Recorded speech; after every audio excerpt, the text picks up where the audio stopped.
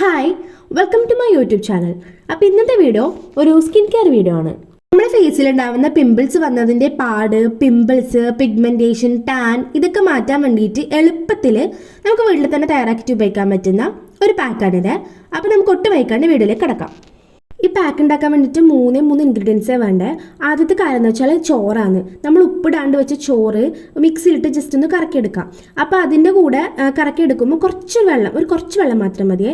Paste രൂപത്തിലാക്കിയെടുക്കണം.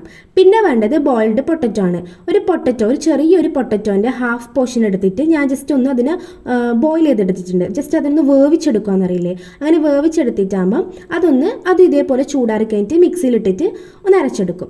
എന്നിട്ട് ഈ രണ്ടും കൂടി മിക്സ് ചെയ്യും. അപ്പോൾ ഇത് രണ്ടും കൂടി നല്ല രീതിയിൽ മിക്സ് ചെയ്യണം. ഏത് റൈസ് ആണെങ്കിലും കുഴപ്പമില്ല കേട്ടോ, പക്ഷെ ഉപ്പിടാണ്ട് വെക്കുന്ന റൈസ് ആണ് എടുക്കാൻ വേണ്ടിയിട്ട്. അത് നല്ലപോലെ മിക്സിയിലിട്ടിട്ട് ജസ്റ്റ് ഇങ്ങനെ കുറച്ച് വെള്ളം ആഡ് ചെയ്താൽ മതി. മൂന്നാമത്തെ ഇൻഗ്രീഡിയൻറ്റ് പറഞ്ഞത് തൈര് അല്ലെങ്കിൽ പാലാണ്. അപ്പം ഞാൻ ഇപ്പം ഈ വീഡിയോക്ക് വേണ്ടിയിട്ട് എടുത്തിട്ടുള്ളത് പാലാണ്. കുറച്ച് പാല് മാത്രം മതി. തൈരാണ് ടാൻ പോകാൻ വേണ്ടിയിട്ട് ഭയങ്കര യൂസ്ഫുൾ ആയിട്ടുള്ളത്. പിന്നെ ചോറ് വെള്ളം ചേർത്തിട്ട് അരക്കണമെന്ന് പറഞ്ഞല്ലോ, വെള്ളത്തിന് പകരമായിട്ട് നമുക്ക് തൈര് യൂസ് ചെയ്തിട്ട് ജസ്റ്റ് അരച്ചെടുത്താലും മതി. ഇതെല്ലാം ഈക്വലി ഡിസ്ട്രിബ്യൂട്ട് ആവുന്നത് വരെ ജസ്റ്റ് ഇങ്ങനെ മിക്സ് ചെയ്തുകൊണ്ടേയിരിക്കാം. മിക്സ് ചെയ്ത് നമുക്ക് കാണാം.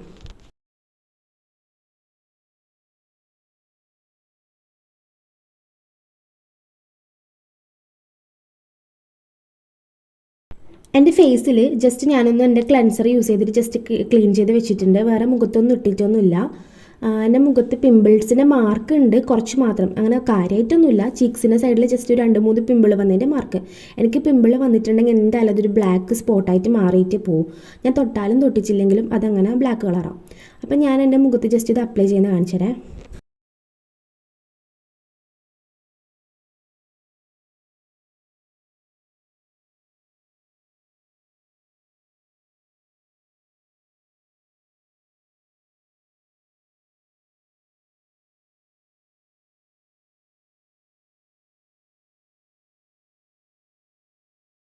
ലൈറ്റൊന്നും ഞാൻ വെച്ചിട്ടൊന്നുമില്ല, ജനലിൻ്റെ സൈഡിൽ ഇരുന്നിട്ടാണ് ഞാൻ ഈ വീഡിയോ ചെയ്യുന്നത്. പിന്നെ നമ്മൾ എന്താ അപ്ലൈ ചെയ്യുന്ന സമയത്ത് നമ്മളെ കഴുത്തിലും കൂടി അപ്ലൈ ചെയ്യണം. ഞാൻ ഇവിടെ കഴുത്തിന് കംപ്ലീറ്റ് ആയിട്ട് അപ്ലൈ ചെയ്യുന്നില്ല, കാരണം ഞാൻ നിങ്ങൾക്ക് ജസ്റ്റ് കാണിച്ചു തരാൻ വേണ്ടിയിട്ട് ചെയ്തിരുന്നതാണ്. ഈ വീഡിയോ കഴിഞ്ഞതിന് ശേഷം ഞാൻ ജസ്റ്റ് എൻ്റെ കഴുത്തിന് ചുറ്റും അപ്ലൈ ചെയ്യും.